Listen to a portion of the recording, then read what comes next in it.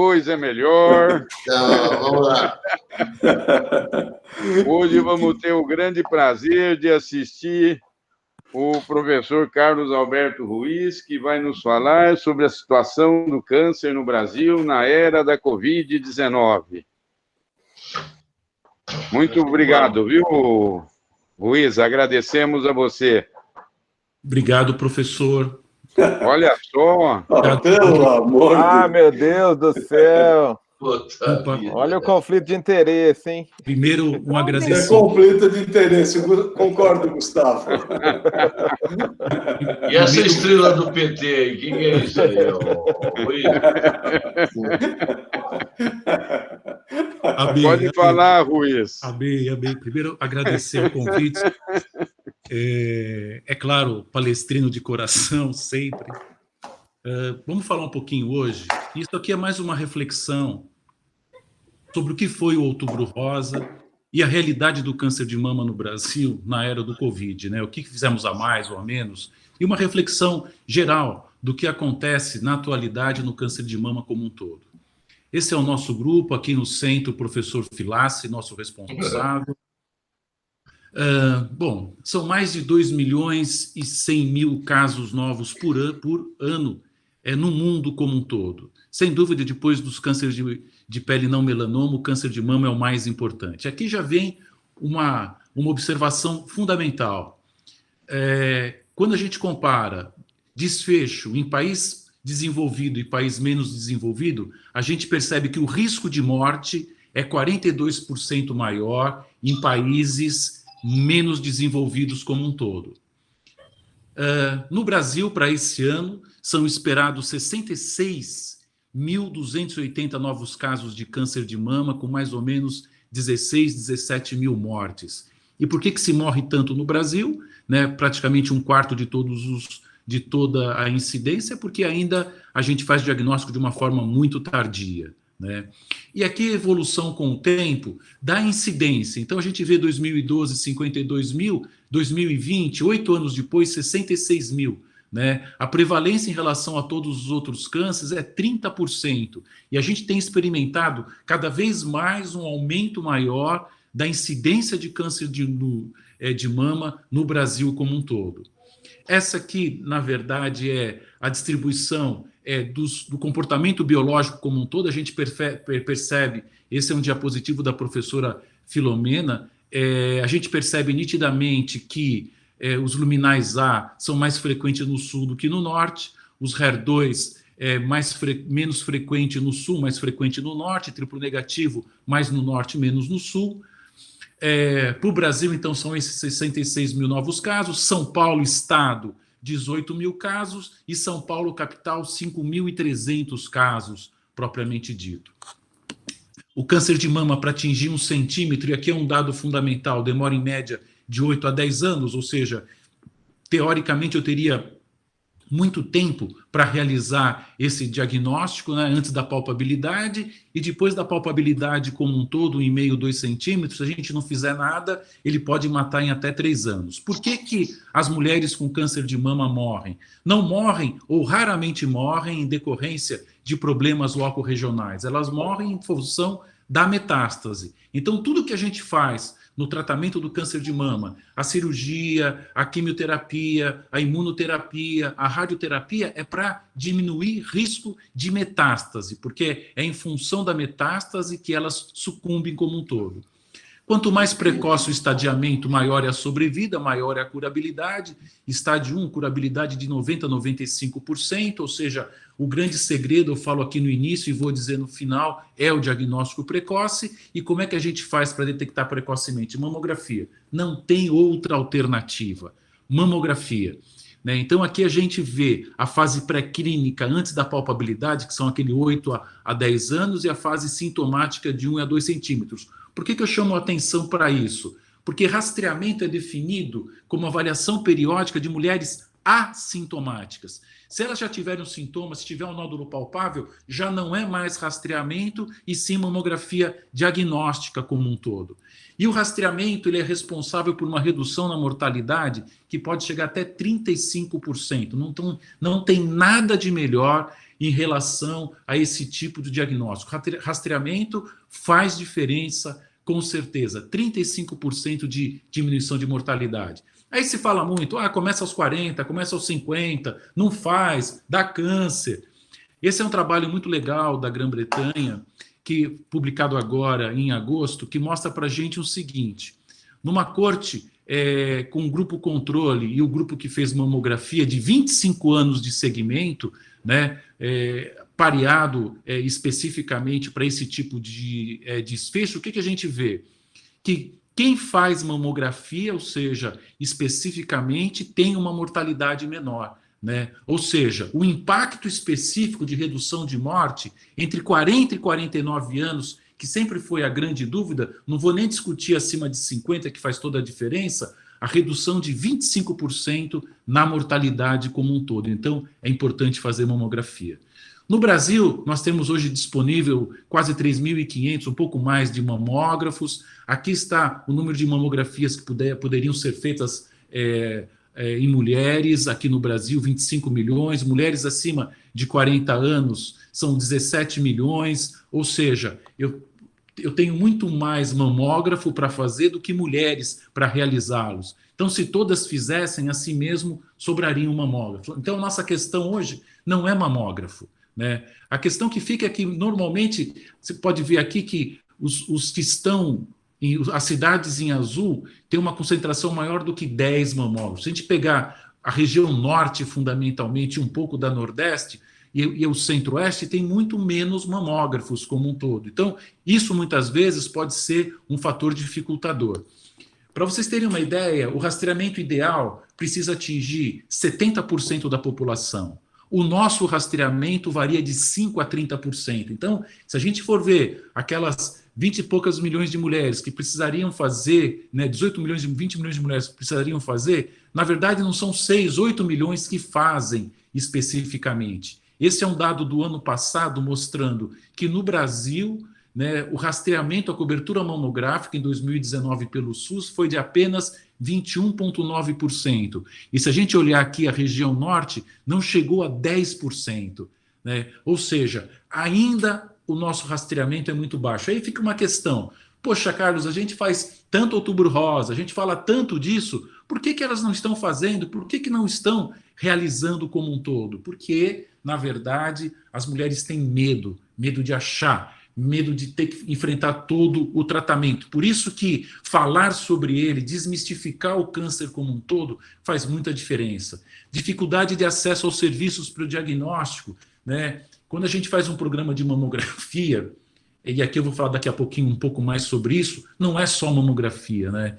E a gente sabe que 80% dos lares da classe C e D, quem sustenta são as mulheres. Então, não adianta você falar para ela fazer mamografia se ela tiver que faltar no trabalho. Vai entrar menos dinheiro na casa dela e, obviamente, ela não vai querer fazer a mamografia. Ou seja, a gente precisa criar facilidades para que essas pessoas possam, sim, realizar a sua mamografia como um todo. Apesar de tudo isso, isso é um trabalho do Rufo, um pesquisador da região centro-oeste. Esse trabalho foi publicado em 2010, mas é muito atual. O que acontece com a mortalidade no Brasil por câncer de mama? Continua crescendo na região centro-oeste, na região norte, na região nordeste. Olha que interessante, na região sul e sudeste está decrescendo a mortalidade. E se a gente pegar, né, aquele mapa do Brasil com a distribuição de mamógrafos, a gente vê que onde se faz mais mamografia, a gente tem, obviamente, uma mortalidade menor, porque a gente faz mais diagnóstico precoce como um todo. E aqui é aquela questão. Então, a questão não é mamografia, né? Tudo começa com a educação. Pessoal, se puderem guardar essa frase, é a frase mais importante, né? Educação é tudo, né? Então, o que se encaixa na educação? As mulheres saberem a importância do diagnóstico precoce, criar condição de acessibilidade, desmistificar o câncer como um todo e motivá-las a fazer. O que é motivar a fazer? Dispensá-la do trabalho, criar facilidade para ela poder ir especificamente aos locais, né? Mamografia, a qualidade da mamografia, a gente sabe que nesse Brasil varia enormemente. E uma outra questão, a mamografia virou abanador de luxo. O que eu quero dizer com isso? Muitas vezes a mulher passa em vários serviços, se abanando com a mamografia em busca de uma biópsia por uma lesão que ela tem em nível mamário. né? Aí tá, a mamografia deu alterado, quem vai realizar a biópsia? A biópsia deu alterado, quem vai fazer o tratamento? Quem vai fazer o segmento? Ou seja, a questão não é mamografia, a questão é todo esse encadeamento de ações que levam, obviamente, a um melhor desfecho, né? Então, quando eu coloco um mamógrafo para fazer mamografia no Outubro Rosa, eu tenho que pensar nessa cadeia. Se tiver alguma alteração, quem vai intervir, né? Senão, eu estou sendo tirano, é pior ainda. E tudo isso tem que ser reavaliado permanentemente. A gente sabe que quando a gente resolve um gargalo, a gente cria outro gargalo em si logo à frente. Então, é importante que se reavalie para permanentemente a gente poder estar sugerindo estratégias de resolução como um todo. E aqui vem 3 segredos importantes na estratégia preventiva do câncer de mama. A primeira delas, super importante, educar e informar. A segunda dela, educar e informar. E a terceira delas, educar e informar. Tudo de novo começa com a educação e informação. Isso serve para tudo, serve para a questão mamária, serve para as questões ginecológicas, por câncer ginecológico como um todo, porque o que falta muitas vezes, e na maioria das vezes, é informação qualificada. Esse é um projeto muito legal, Amazon 1 e 2, que mostra para a gente a comparação entre serviço público e privado, o que acontece, né? Então, entre todas as pacientes, é pior estar no serviço público. Nos estádios mais avançados, 3 e 4, é pior estar no serviço público. Por quê? A questão de acesso a uma boa radioterapia, a uma boa quimioterapia. Agora, a diferença não se estabelece quando o tumor é inicial. Tanto faz público ou privado. Então, aqui a gente já tem a primeira trilha a ser seguida. Então, se eu quero criar a condição de equanimidade, eu preciso, na verdade, diagnosticar precocemente, porque as diferenças se apagam como um todo, né? Então, sobrevida pós-recidiva é muito melhor no privado do que no público, e aqui as pacientes apresentam doença mais avançada ao diagnóstico no público, apresentam maiores taxas de mastério e menores de cirurgia conservadora no público, apresentam menores taxas de reação de linfonodo sentinela e mais linfonodectomia axilar no público como um todo, significativamente recebem mais quimioterapia e menos trastuzumab, sem diferença na terapia hormonal e radioterapia, que são mais acessíveis como um todo. Ou seja, tem diferença serviço público e privado. E esse é um trabalho, o Amazon 3, que foi, na verdade, publicado agora em julho, agosto, que mostra para a gente, entre 3 mil mulheres, né, a diferença básica do privado e do público. Então, estágio clínico inicial, né, eu tenho quase 2,5 vezes a mais no privado do que no público, o público aqui em azul, né? Estágio 2 é muito parecido, estágio 3, tumores mais avançados, muito mais no público do que no privado. Aqui inverteu, o público agora é vermelho. Então, pacientes detectados através do screening mamográfico, do rastreamento, metade do privado é através dele. Agora, olhem que absurdo. Sintomáticas, quase 80% no serviço público. Ou seja, 80% dos diagnósticos que a gente faz no serviço público são de nódulos palpáveis. E se vocês lembrarem lá atrás, eu falei para vocês que o nódulo de mama, o câncer de mama, para atingir 1 centímetro, 8 a 10 anos, ele começa a ser palpável a partir de 1,5, 2. Ou seja, quanto tempo a gente deixou de aproveitar, quanto tempo, na verdade, essa mulher está com esse tumor e a gente não conseguiu fazer esse diagnóstico. Quando a gente vê o comportamento biológico, os tumores de melhor prognóstico são mais comuns no privado do que no público, né? Isso pode ser por uma série de razões que a gente pode discutir depois. E por que é importante o nosso diagnóstico precoce como um todo?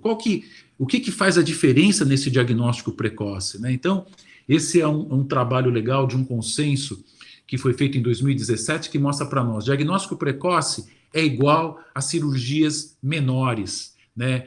Cirurgia de mama pós-quetenel para tumores menores é menor ainda a incidência de cirurgias maiores como um todo. Eu faço mais linfonodo sentinela. Radioterapia eu posso fazer num tempo menor e às vezes até omitir, né? Terapia endócrina pré e na pós-menopausa, mas principalmente na pós-menopausa eu posso até omitir ou mesmo diminuir dose, né? Quimioterapia adjuvante, eu posso omitir ou usar drogas menos agressivas, lembrando sempre, o tratamento não pode ser pior do que a doença, né? O tratamento não pode ser pior que a doença. A gente vê todo o ganho que a gente tem, na verdade, quando a gente faz o diagnóstico precoce do câncer como um todo.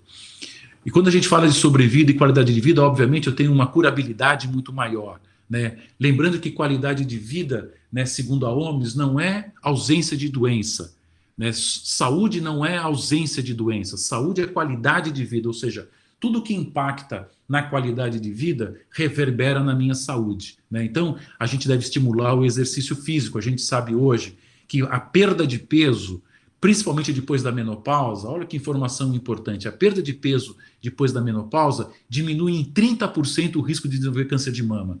E quem já teve câncer de mama e perde peso ou não aumenta de peso na menopausa, tem 30% a 40% menos chance de recidiva. Então, fazer exercício e se alimentar adequadamente faz toda a diferença em diminuição de risco e de recidiva como um todo, né? E fundamentalmente cuidar da cabeça, pessoal. Tudo começa com a cabeça e uma cabeça saudável faz muita diferença como um todo. Muito bem. O que aconteceu durante a pandemia? Esse foi um artigo publicado pelo nosso grupo que fala exatamente do manuseio das pacientes com lesões suspeitas, né, no nosso ambulatório durante esse período. E aqui um trabalho muito legal, feito através da Sociedade Brasileira de Mastologia, que foi publicado agora em agosto, setembro, que mostra o que para a gente? No começo da pandemia, foi perguntado para os médicos se eles mudariam a sua forma de abordar o câncer de mama.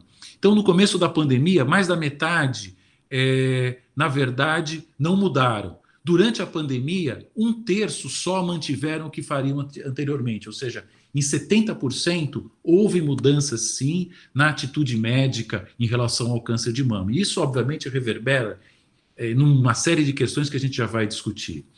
Outra coisa interessante, nas pacientes que são hormônio positivo, né, de baixo risco, na pré-menopausa, se a gente operaria 100%, só 78% foi apenas. Uma parcela de quase 1/5 delas, um quarto delas, foi especificamente para neoadjuvância com hormonioterapia. E na pós-menopausa, mais mulheres em neoadjuvância, né, e menos cirurgias como um todo. A gente mudou, inclusive, né, nesses serviços, nessas avaliações, né, a forma do tratamento especificamente, com uma diferença bastante significativa, né, em relação ao tratamento padrão. Nas pacientes também luminais, mas com tumores mais agressivos, na pré-menopausa, ainda a gente tem, né, algumas pacientes com o tumor mais agressivo que fazem quimio-neo, né, outras que fizeram hormônio-neo. Isso tudo para ganhar um tempo até a gente entender a pandemia, principalmente no começo. Na pós-menopausa, muitas fazendo, na verdade, terapia neoadjuvante com hormonioterapia, né, mostrando que a gente mudou um pouco a face para entender melhor o Covid, mas certamente, talvez, possamos ter deixado de tratar adequadamente essas mulheres, né. Nas pacientes com tumores mais agressivos, por exemplo, HER2 positivo, cirurgia upfront diminuiu enormemente, né? A terapia neoadjuvante para um número significativamente importante de casos, e para casos que não teriam até indicação de terapia neoadjuvante, foi feito terapia neoadjuvante como um todo, né, também nesse sentido de ganhar mais tempo. Então, também a gente acabou agredindo mais essas mulheres em nível sistêmico, para evitar internar e ganhar um tempo para entender o que acontecia na doença. Nas pacientes triplo negativos, a cirurgia foi apenas em 1/5 delas, né? A maioria delas foi exposta especificamente a quimio-neo, mas mesmo algumas com tumores muito pequenos, né, também talvez de forma desnecessária foram submetidas inicialmente à quimioterapia, talvez elas pudessem até nem precisar, apesar que na maioria dos triplos negativos, em função da sua agressividade biológica, cada vez mais a gente faz quimioterapia nesse grupo e imunoterapia para outros grupos em si. Em relação à reconstrução de mama, né, muitos, mais de 1/3 deles deixou de fazer a reconstrução mamária, e quem fez a reconstrução mamária preferiu mais implante e expansor do que os retalhos miocutâneos. Para quem fez a questão da cirurgia oncoplástica, né, na verdade, a reconstrução parcial foi feita em 75%, 1/4 deixou de fazer essa reconstrução parcial, e quando a gente fala da mamoplastia contralateral para simetrização, a enorme maioria não fez. restringindo o processo apenas à mama doente como um todo, né? Exatamente para evitar um tempo maior de hospitalização e menos, obviamente, efeitos colaterais que poderiam indiretamente comprometer, né, e aumentar o tempo de internação dessa paciente. Mastéia profilática praticamente não foi feita, mesmo nas pacientes multadas, na maioria dos serviços como um todo, aguardando um tempo melhor para que isso pudesse ser feito, né?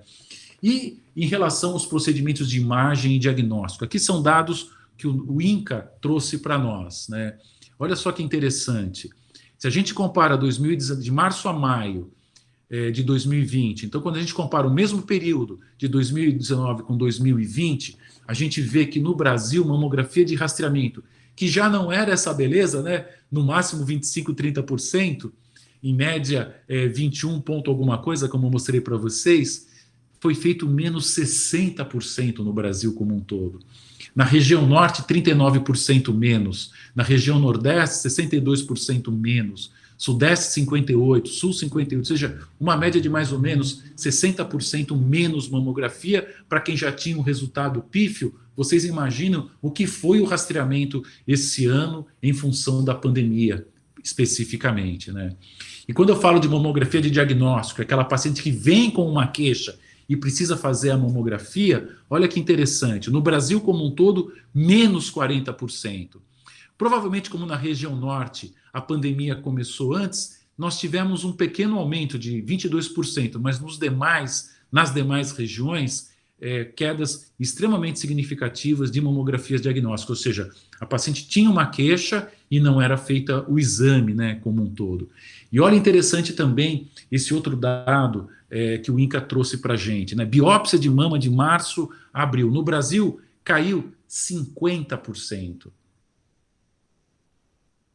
50% menos mulheres fizeram biópsias de mama, né? Então a gente vê que a região norte é a única que cresceu um pouco, né? 12%, e nas demais todas decresceram, né? Todas decresceram, ou seja, a gente deixou de fazer diagnóstico, né? E o que a gente tem que entender que é importante, esse dado também foi via INCA, durante a pandemia deixamos de realizar ou tratar mais de 20 mil diagnósticos de câncer de mama no Brasil.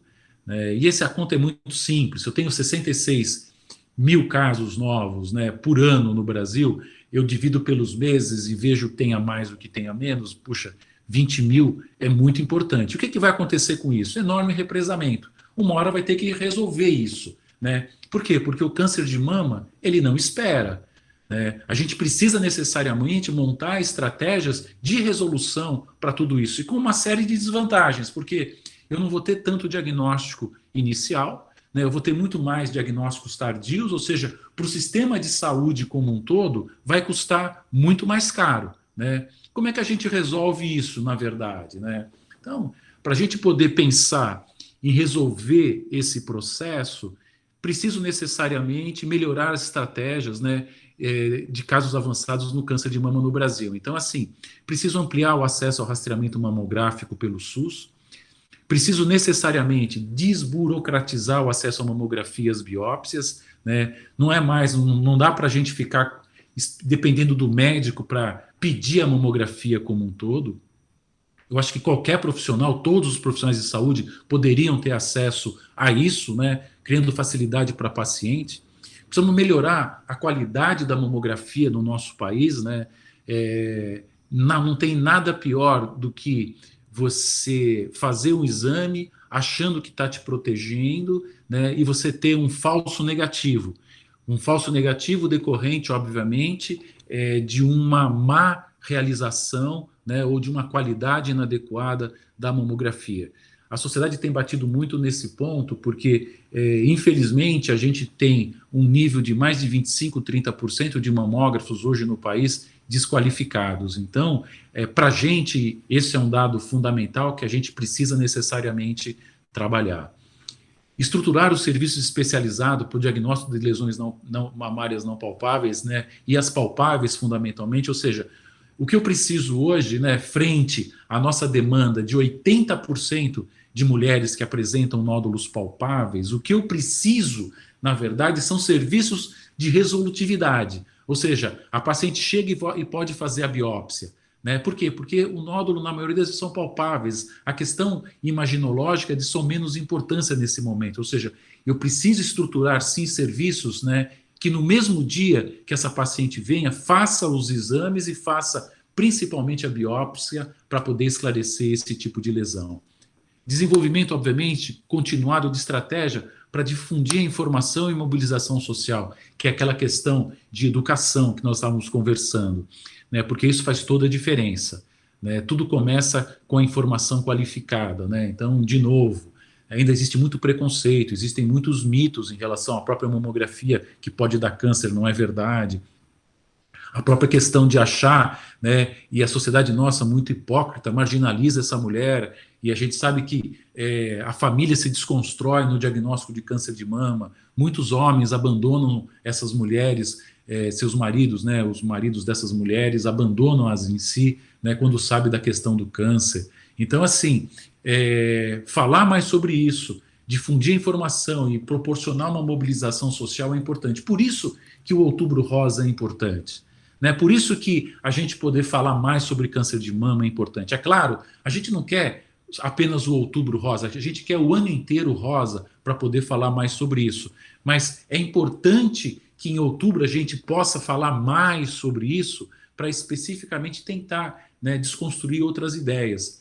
A Sociedade Brasileira de Mastologia esse ano montou uma estratégia muito legal que tinha como frase de base o quanto antes melhor. Né? Quanto antes melhor fazer seu exame, quanto antes melhor tratar, quanto antes melhor perder peso, quanto antes melhor fazer exercício. E assim, a gente usou muitas as mídias sociais de grandes influencers, né? Porque contrariamente ao que a gente fazia anualmente, que era grandes reuniões, né, corridas, isso e aquilo, na pandemia, obviamente, isso não foi possível. Então, o responsável, na verdade, pela organização do Outubro Rosa em nível Brasil, um dos mastologistas de nível nacional, teve uma sacada muito legal que foi usar as mídias sociais, usar grandes influencers em si. E foi interessante, o que a gente pensava que pudesse ser um Outubro Rosa melhor, foi o maior Outubro Rosa que nós já tivemos em função dessa mobilização dos influencers como um todo.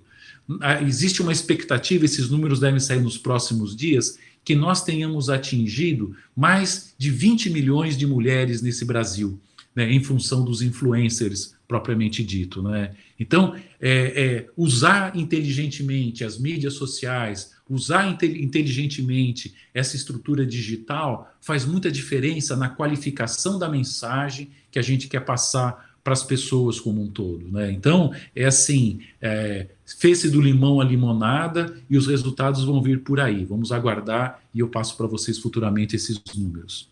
Né? Obviamente, capacitar os profissionais também é super importante. E o fundamental é poder reavaliar tudo isso de uma forma contínua, né? Porque a gente precisa produzir informação epidemiológica e vigilância do câncer. Por quê? Porque o que a gente não mede, a gente não administra.